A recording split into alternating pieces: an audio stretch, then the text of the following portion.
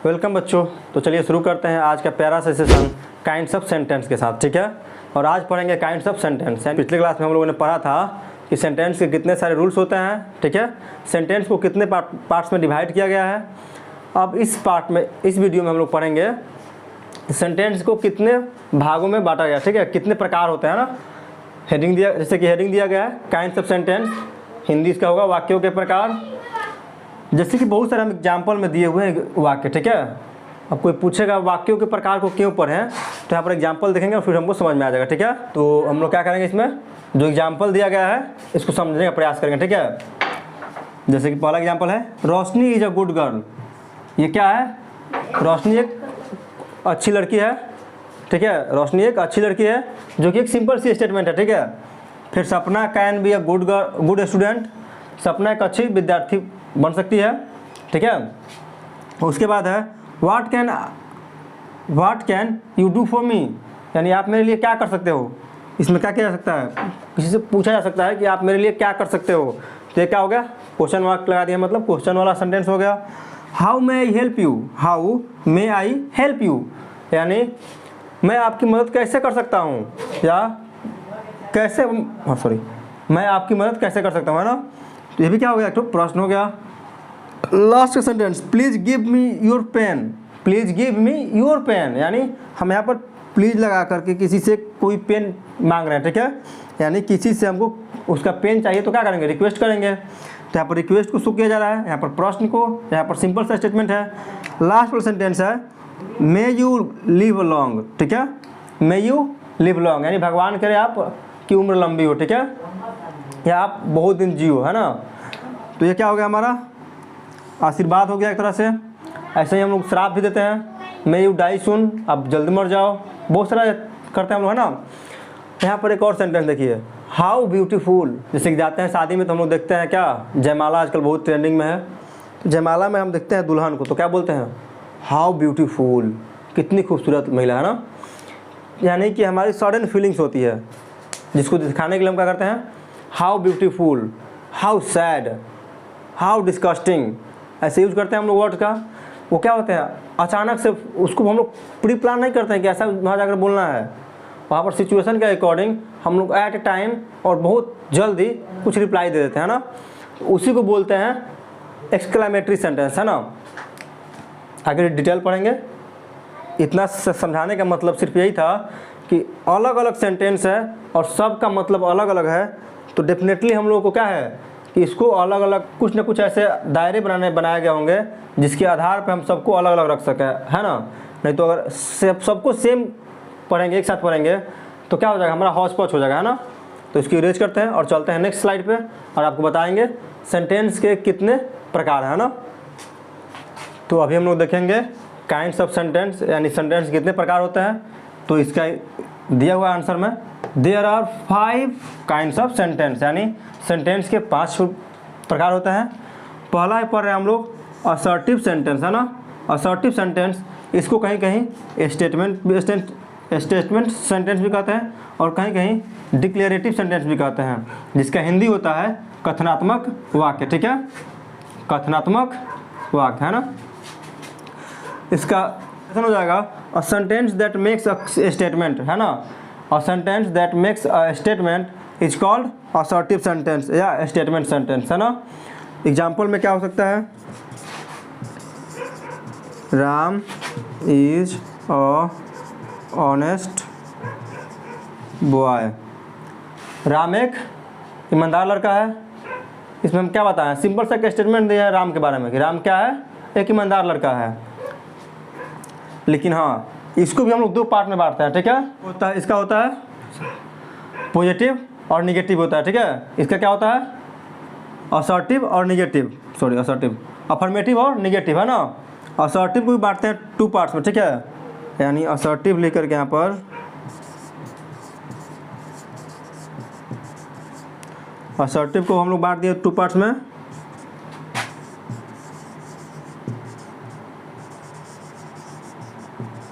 Affirmative और negative, ठीक है। अफर्मेटिव असर्टिव सेंटेंस और निगेटिव असर्टिव सेंटेंस, है ना। इसमें होता क्या है, अफर्मेटिव में इसको सकारात्मक रूप से कहते हैं, और निगेटिव में क्या करते हैं, इसी में नहीं लगा देते हैं, यानी वाक्य को नकारात्मक बना देते हैं। जैसे कि Ram is a honest boy, या क्या हो गया, अफर्मेटिव हो गया, और इसी में लगा देंगे Ram is not a honest boy, तो क्या बन जाएगा, असर्टिव का ही निगेटिव पार्ट बन जाएगा ना। हम लोगों को अब असर्टिव समझ आ गया होगा ना कि असर्टिव होता क्या है। असर्टिव को दो भाग में बांटा गया है और कौन कौन सा है, ठीक है। असर्टिव को अफर्मेटिव में यानी सकारात्मक वाक्य, और निगेटिव यानी नकारात्मक वाक्य बांट दिया ना। इसके बाद हम लोग पढ़ेंगे इसका दूसरा प्रकार, और इसको आप लोग नोट डाउन कर लीजिए।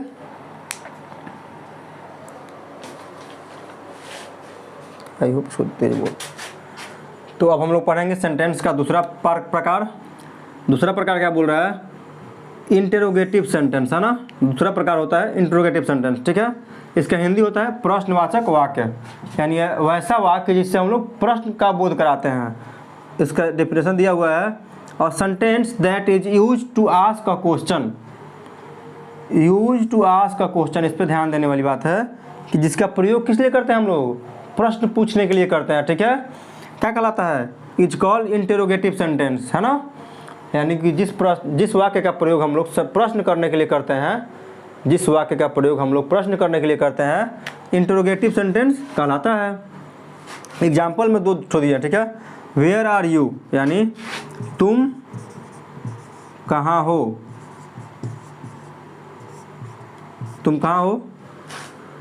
और यहाँ पर है इज दिस पेन, क्या यह कलम है, क्या यह कलम है, और तुम कहाँ हो, ठीक है। दोनों ही सेंटेंस में हम लोग क्या किया गया है, प्रश्न पूछा गया है, ठीक है।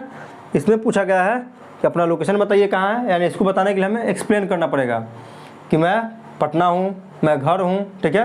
यानी हमको सेंटेंस का प्रयोग करना पड़ेगा कुछ बड़ा सा, ठीक है। लेकिन यहाँ पर देखिए, क्या यह कलम है, क्या यह कलम है, जैसे हम पूछ दें क्या यह कलम है, तो क्या यह कलम है, नहीं ना, तो सिंपल सा आंसर देंगे नो, मतलब नहीं, कहानी खत्म। इसका आंसर मिल गया हमको एक वर्ड में। लेकिन इसका आंसर हमको एक वर्ड से नहीं मिल सकता है। क्या हम इसका आंसर यस और नो में बता सकते हैं। कोई पूछेगा आप कहाँ हो, तो हम बोलेंगे यस, ये तो अच्छा तरीका नहीं ना हुआ जी आंसर करने का। इसको ऐसे प्रश्नों के आंसर के लिए हमको कुछ ना कुछ एक्सप्लेन करना पड़ता है। मैं पटना में हूँ, मैं पटना में दीघा रोड में हूँ, ठीक है, मैं पटना के गोला रोड में हूँ, ठीक है। तो ऐसे बताना पड़ेगा हम लोगों को, है ना। मैं पचरौड़ स्कूल में हूँ, चाहे जहाँ कहीं भी होंगे उसको बताना पड़ेगा। लेकिन ऐसे वाक्यों के लिए हमको सिर्फ यस और नो कहना होता है, ठीक है, इसके आंसर के लिए, है ना। क्योंकि कोई भी प्रश्न जब करता है तो कुछ ना कुछ उसका आंसर होता है। तो इसका आंसर सिर्फ यस और नो में होगा, और इसके आंसर के लिए हमको एक्सप्लेन करने होंगे, है ना। तो जैसा कि हम लोगों ने पढ़ा था असर्टिव सेंटेंस के दो पार्ट्स, अफर्मेटिव और नेगेटिव, सेम उसी तरह से इसमें भी क्या हो जाएगा, इंट्रोगेटिव के भी दो पार्ट्स हो जाएंगे, है ना। कौन कौन से, चलिए देखते हैं उसको, है ना। हमारे इंट्रोगेटिव सेंटेंस को दो भाग में बांट दिया हम लोगों ने। पहला कौन सा है, WH क्वेश्चन, और दूसरा है yes no question. WH question में क्या होता है, जो भी हमारा प्रश्न बनेगा WH क्वेश्चन से ही स्टार्ट होगा। जैसे कि who is he, where are you, who is teaching, ठीक है, who is eating, what are you doing. इस तरह के तमाम वर्ड्स बनेंगे, सेंटेंस बनेंगे, सॉरी। और क्या होगा, सब में WH वर्ड्स आएंगे, है ना। अगर WH वर्ड्स क्या होते हैं इसके बारे में आपको जानना है, उनका प्रयोग कब करते हैं, किस लिए करते हैं, तो आप हमारे वीडियो में जाएंगे, ठीक है। उसके डिस्क्रिप्शन में आपको लिंक डाल देंगे हम। WH फैमिली के जितने भी वर्ड्स होते हैं उसके बारे में डिटेल एक्सप्लेन किया है, उसको जाकर देख सकते हैं। फिलहाल यहाँ पर बता देते हैं कि व्हाट, वेयर, हाउ, हु और वाई, ऐसे ही कुछ और सेंटेंस हैं, सॉरी वर्ड्स हैं जो क्या कहलाते हैं, WH फैमिली के वर्ड कहलाते हैं ना। तो WH क्वेश्चन सेंटेंस का मतलब होता है जिसका आंसर हम लोग एक्सप्लेन करके बताते हैं ना। और यस नो क्वेश्चन का मतलब होता है वैसा क्वेश्चन जिसको आंसर करने के लिए हमको क्या करना होगा, सिर्फ यस या नो का प्रयोग करते हैं लोग, है ना। जैसे कि इज दिस अ बुक, यहाँ पर क्या हुआ, क्वेश्चन बन गया इज दिस अ बुक, ठीक है। अब हम पूछेंगे कि इज दिस अ बुक, इसको बोलेंगे इज दिस अ बुक, तो क्या करना है आपको, नो। यदि है तो हाँ बोलिएगा, यस। यानी इसका आंसर हम लोग सिर्फ यस और नो में या नो में दे सकते हैं ना। जिसका आंसर हम लोग यस और नो में दे सकते हैं उसको बोलेंगे यस नो क्वेश्चन, ठीक है। तो हम लोगों ने क्वेश्चन दोनों जगह किया, लेकिन किसी का आंसर क्या कर रहे हैं हम लोग, एक्सप्लेन कर रहे हैं, और एक का आंसर हम लोग सिर्फ यस और नो में दे रहे हैं ना। तो इस बात का विशेष रूप से ध्यान रखिएगा, है ना, समझे आप लोग। चलिए नेक्स्ट स्लाइड पर चलेंगे और जानेंगे हम लोग सेंटेंस का तीसरा प्रकार के बारे में, है ना। यहाँ पर तीसरा प्रकार है सेंटेंस का ऑप्टेटिव सेंटेंस, जिसका हिंदी होता है इच्छा या कामना सूचक, ठीक है। इच्छा यानी आपकी इच्छाओं को बताता है, ठीक है, आपकी कामना क्या है, ठीक है, आप क्या चाहते हैं, जिसको हम लोग क्या कह सकते हैं एग्जाम डिफिनेशन में, a sentence that is use to express, एक ऐसा सेंटेंस जो प्रयोग किया जाता है किस चीज़ के लिए, एक्सप्रेस करने के लिए, सम ब्लेसिंग यानी सब किसी कुछ आशीर्वाद के लिए, कर्स यानी श्राप के लिए, प्रेयर यानी प्रार्थना के लिए, विश यानी इच्छा व्यक्त करने के लिए, है ना। यानी वैसे सेंटेंस जिसको आशीर्वाद के लिए, श्राप के लिए, प्रार्थना के लिए या विश के लिए प्रयोग करते हैं, क्या कहलाएगा, ऑप्टेटिव सेंटेंस कहलाएगा, है ना। एग्जाम्पल में देख सकते हैं आप लोग, मे यू लिव लॉन्ग, ठीक है, क्या रहा, मे यू लिव लॉन्ग। यहाँ पर हम लोग क्या कर रहे हैं, किसी को आशीर्वाद दे रहे हैं, ठीक है, कि आप लंबा उम्र जियो, ठीक है, आप बहुत दिनों जियो, ठीक है, आप भगवान करिए आपकी उम्र लंबी हो जाए, है ना। दूसरा हो सकता है मे यू डाई, यानी आप मर जाओ, ये क्या हो गया, श्राप हो गया। ऐसे ही हम लोग प्रेयर भी बना सकते हैं, विश भी बना सकते हैं, बहुत सारा सेंटेंस बना सकते हैं हम लोग इस पर, है ना। फिलहाल इतना ही समझते हैं, चलते हैं नेक्स्ट स्लाइड पे और जानेंगे सेंटेंस का चौथा प्रकार क्या है ना। हम लोग का चौथा प्रकार है इम्पेरेटिव सेंटेंस, है ना। इम्पेरेटिव सेंटेंस जिसका हिंदी होता है आदेश सूचक वाक्य। कहीं कहीं आपको कमांडिंग सेंटेंस भी देखने को मिलेगा, है ना। तो कंफ्यूज नहीं होना है, इसी को इम्पेरेटिव बोलते हैं, इसी को कमांडिंग सेंटेंस भी बोलते हैं, ठीक है, यानी जिससे कमांड का बोध हो, ठीक है। इसका एग्जाम डिफिनेशन क्या हो जाएगा, इसका डिफिनेशन हो जाएगा आप लोगों को, imperative sentence is used, imperative sentence का प्रयोग किया जाता है टू शो ऑर्डर, रिक्वेस्ट और एडवाइस, ठीक है। यानी इम्पेरेटिव सेंटेंस का प्रयोग किया जाता है ऑर्डर को शो करने के लिए, रिक्वेस्ट को शो करने के लिए और एडवाइस को शो करने के लिए, यानी सलाह, आदेश और विनती को शो करने के लिए हम लोग क्या करते हैं, इम्पेरेटिव सेंटेंस का प्रयोग करते हैं ना। एग्जाम्पल के लिए देख सकते हैं आप लोग,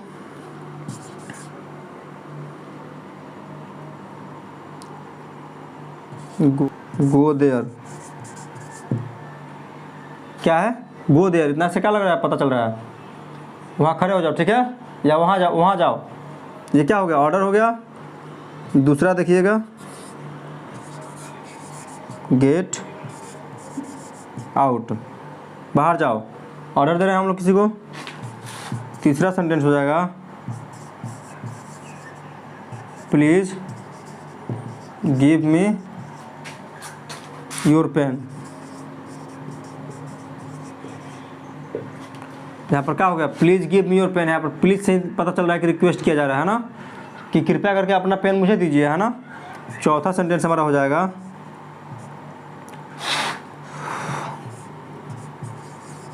हेल्प द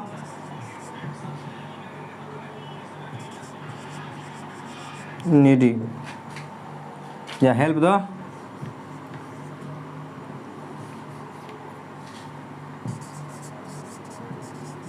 ब्लाइंड्स, यानी हेल्प द ब्लाइंड्स का मतलब हो जाएगा, हेल्प मतलब मदद करना, यानी आपको क्या कहा जा रहा है, मदद करने के लिए कहा जाता है किसी को। तो यहाँ पर क्या हो जाएगा, सलाह हो गया, ठीक है, यानी अंधों की हेल्प करनी चाहिए, ये हमारा सलाह हो गया। और इस तरह से हम लोग देख लिए ऑर्डर कैसे दिया जा रहा है, इसमें रिक्वेस्ट कैसे किया जा रहा है और हेल्प करने को कहा जा रहा है, यानी एडवाइस कैसे दिया जा रहा है, ठीक है। तो इस तरह से हम लोग इम्पेरेटिव सेंटेंस को भी समझ लिए। अब चलते हैं हाँ, एक और बात, इम्परेटिव सेंटेंस में हमेशा यू अंडरस्टूड रहता है, यानी कि गो देयर हम जब बोलेंगे तो किसी न किसी को हम लोग इंडिकेट करते हैं, क्या बोलते हैं, हे गो देयर, ठीक है, यानी तुम वहाँ जाओ। गेट आउट, गेट आउट किसी न किसी को बोलते हैं तो हम लोग ऑर्डर तभी देंगे जब कोई हमारे सामने अब रहेगा, ठीक है, सेकेंड पर्सन हमारे पास रहेगा तभी बोलेंगे। तो यहाँ पर सेकेंड पर्सन में क्या आता है, हमारा यू आता है, तो इसमें यू अंडरस्टूड रहता है, ठीक है, सामने वालों को हम देखते हैं और इशारा करते हुए बोलते हैं गेट लॉस्ट, गेट आउट, यानी हम लोग ऑर्डर दे रहे हैं, ठीक है, उसको डांट रहे हैं, तो इसमें यू अंडरस्टूड रहता है। यहाँ पर please give me your pen, किससे बोलेंगे, यहाँ पर कोई यू रहेगा तब ना, कोई सेकेंड पर्सन रहेगा तब ना, तो यहाँ पर यू अंडरस्टूड है। यहाँ भी हेल्प द पुअर या help the blinds, help the needy persons, यानी जिसको आवश्यकता है, जो गरीब है या अंधे को, बुजुर्गों की हेल्प करनी चाहिए हम लोगों को, ठीक है। तो ऐसे स्थिति में हम लोग किसी न किसी से कहते हैं इस बात को, तो कहने के बाद कोई सुनने वाला होगा तब ना कहेंगे हम। तो यानी हमारे पास कोई सेकेंड पर्सन रहता है जिसको हम लोग बोलते हैं हे यू हेल्प द ब्लाइंड्स, है ना। यहाँ पर यू क्या होता है, यू अंडरस्टूड रहता है, ठीक है, यू अंडरस्टूड रहता है, इसको ध्यान में रखिएगा यहाँ पर, है ना। इस तरह से हमारा चौथा प्रकार खत्म हुआ और अब चलते हैं पांचवें प्रकार की तरफ, है ना। आई होप कि वीडियो लंबा हो रहा होगा। तो अब देख रहे हैं हम लोग सेंटेंस का लास्ट प्रकार जो कि है पांचवा प्रकार, या इसको बोलेंगे एक्सक्लामेटरी सेंटेंस, है ना, यानी विस्मयादि बोधक अब वाक्य, है ना। इसका मतलब होता है असमय कुछ हो जाए, अचानक से कुछ हो जाए, जैसे कि इसका डिफिनेशन है it is use to show some sudden strong feeling of the mind, यानी इसका प्रयोग किया जाता है दिल में उत्पन्न हुए अचानक विचार, ठीक है, दिमाग में आए अचानक विचार के लिए। जैसे कि हम लोग क्या देखते हैं, चार रास्ते चलते हुए जा रहे हैं, दिख रहा है कोई लड़का गाली दे रहा है, तो क्या बोलते हैं, छी छी, गाली नहीं देनी चाहिए, है ना। तो यहाँ क्या करेंगे, छी छी क्या होता है, fie fie, fie fie don't use, छी छी गाली मत दो। रास्ते में जा रहे हैं और कोई खूब दिलदार से लड़का जा रहा है तो क्या बोलेंगे, सच अ मैन, क्या आदमी है। वैसे ही हाउ ब्यूटीफुल, कितनी सुंदर है ना, हाउ टेरिबल, कितना भयानक है भाई। ऐसे हम क्या कर सकते हैं, इसको समझ लिए। और यहाँ पर देख लीजिए, यहाँ पर मार्क क्या लगा है, एक्सक्लेमेशन मार्क लगा है इस तरह से, ठीक है, इस तरह से यहाँ लगाया हुआ है फाइव फाइव, यानी इसको सिर्फ फाइव फाइव बोलेंगे तो भी हमारा काम हो जाएगा, लेकिन यहाँ पर दिखा रहे हैं कि क्या कर रहा है कि हम फाइव फाइव बोल रहे हैं, तो यहाँ पर गाली दे रहा है इसलिए हम लोग बोल रहे हैं छी छी, ठीक है। इस तरह से हम लोगों ने सेंटेंस के पांचों प्रकार को पढ़ लिया और आई होप कि ये वीडियो आप लोगों को अच्छा लगा होगा। वीडियो अच्छा लगा है तो अपने दोस्तों के साथ शेयर कीजिए, लाइक कीजिए, कमेंट कीजिए और अभी चैनल पर नए हैं तो चैनल को सब्सक्राइब करना बिल्कुल ना भूलें। मिलते हैं अगले वीडियो में, तब तक के लिए टेक केयर।